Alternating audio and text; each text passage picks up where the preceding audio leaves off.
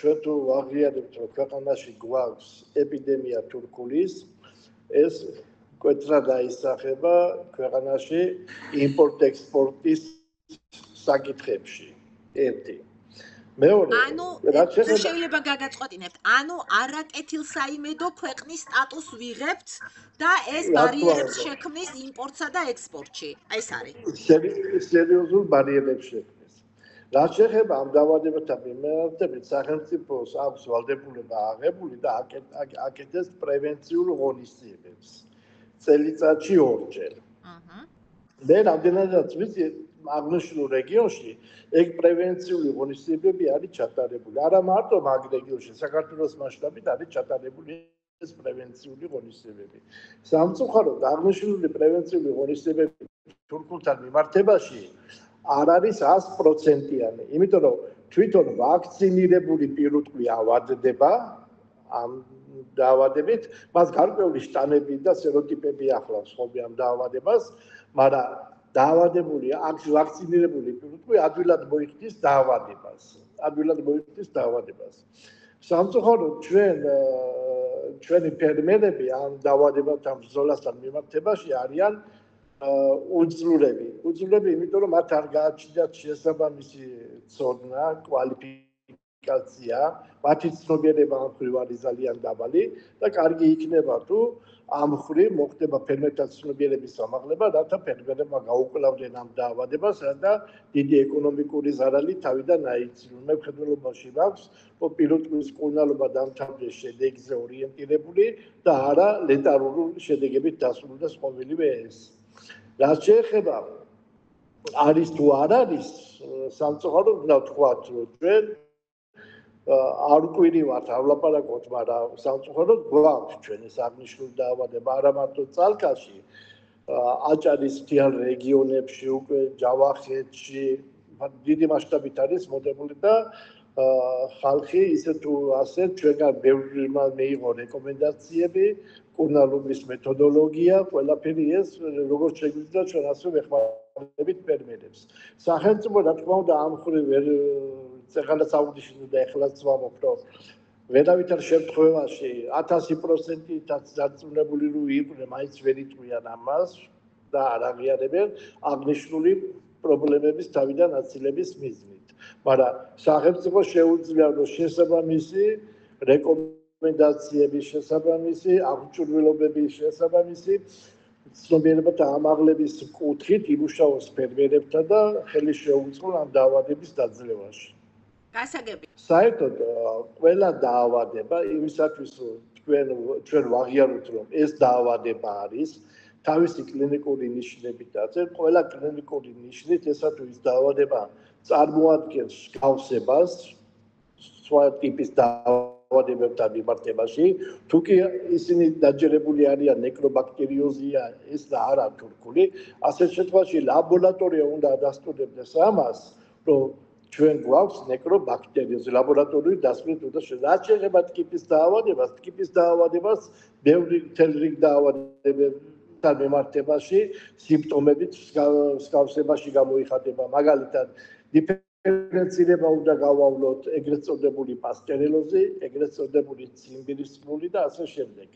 ანუ ამ დაავადებებთან მიმართებაში ფერმერი მეტნაკლებად თავისებური მიდგომით ტკიპის დაავადებებზე მაქვს ლაპარაკი, ეს პიროპლაზმოზიდები მეტნაკლებად უმკლავდებიან, მაგრამ ხო გეუბნებით, თუ მან დიფერენცირება ვერ მოახდინა, მაგალითად მას გონია რომ ტკიპის დაავადება აღმოჩნდება პასტერელოზი, ასე შემთხვევაში არასწორი მკურნალობით პირუტყვი არის განცდილი. ყოველთვის სასურველია რომ კლინიკური ნიშნებით გამოხატული დაავადების კლინიკური ნიშნებით ეს არის საორიენტაციო დიაგნოზი, რომლითაც უნდა მოვახდინოთ ლაბორატორიული დასკვნით დიფერენცირება.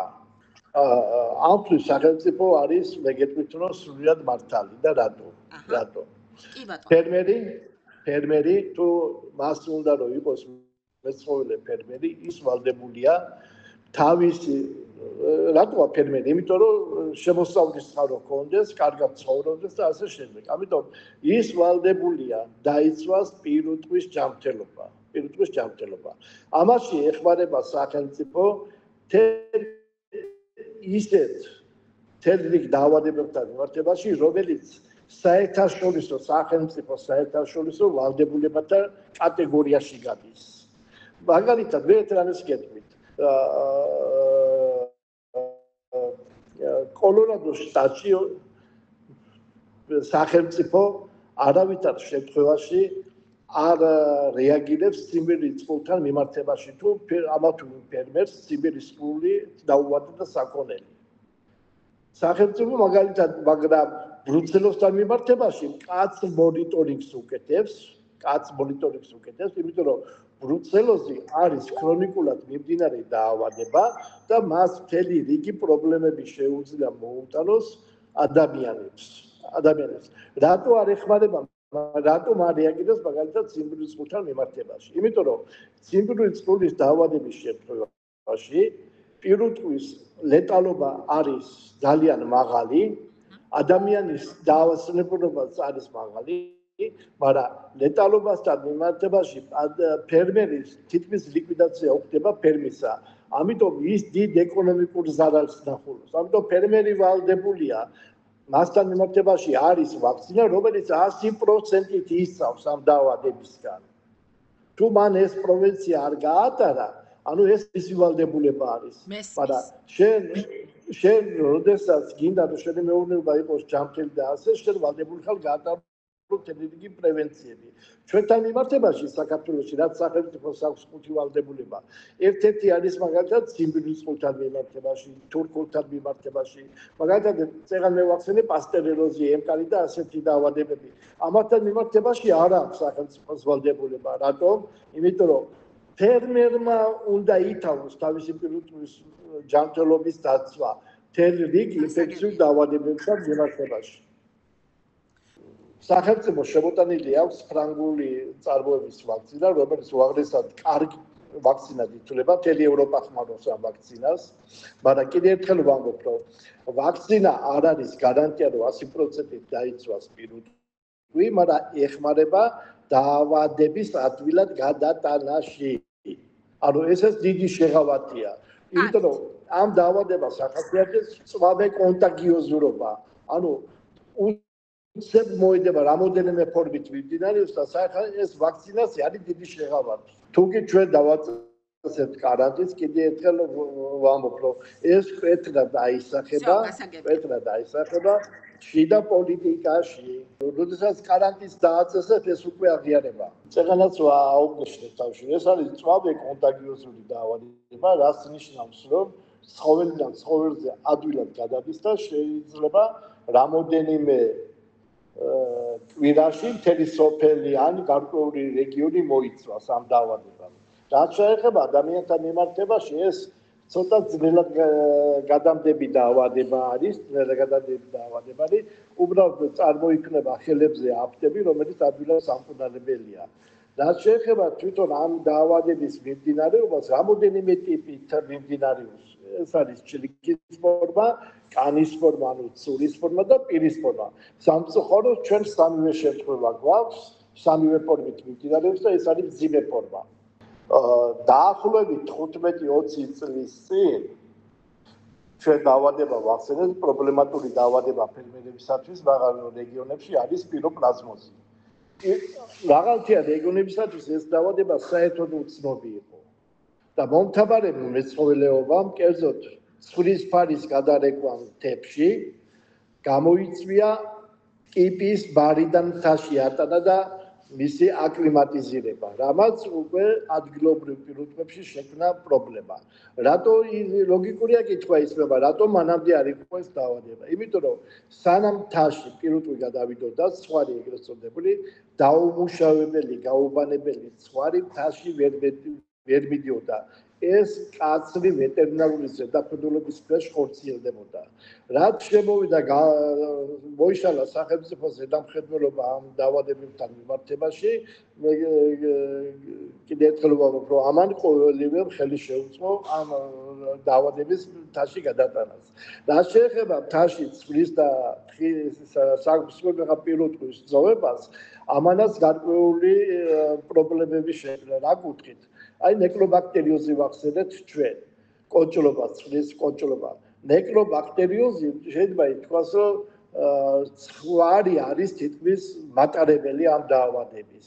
და რომელ რეგიონებშიც გაივლის ის მის აღწერილს ფანდავს. და ამიტომ არის ხშირად ამ დაავადების, მაგრამ ადგილობრივ ცხოველებთან მიმართებაში ისე აპრობირებულია ნეკლობაქტერიოზი ძნელად დაავადება, მაგრამ კულტურულ ჯიშებთან მიმართებაში ეს ძალიან ძიმე ფორმით მიმდინარეობს. ასეთ ვითარებაში, როდესაც ჩვენ გვაქვს სახეზე ეს დაავადება, კარგია რომ სახელმწიფო მკერდზე ვეტერინარულმა სექტორმა, ადგილობრივმა სულსათვისმცოდნეობის სამსახურმა იმუშაოს ფერმერებთან და კარგი, სწორი, აპრობირებული რეკომენდაციები გასცენ ხოლმე. სამწუხაროდ კონტრაქტორი ვეტერინარების ერთ-ერთი ფუნქცია და მოვალეობა არის სახელმწიფოს დაეხმაროს ვაქცინაციის ჩატარებაში. დანარჩენი კუთხით, ხო? ფერმერები და ვეტერინარები უნდა თანაშრომობდნენ როგორც საჭირო, მაგრამ სამწუხაროდ ეს პრეცედენტი ჩვენ არ აგვაქვს. ვერცერთ ფერმერს ვერ დამისახელებთ თქვენ, რომელიმე კერძო ვეტერინარ სექტორთან კონდეს კონტრაქტი გაფორმებული და ვალდებულებები გაწერილი. ასე შემთხვევაში მათ ეს პრობლემები არ ექნებოდათ. მართალია. არ ექნებოდათ. ამიტომ ვალდებული არიან ფერმერებმა გაითვალისწინონ ყოველივე ეს.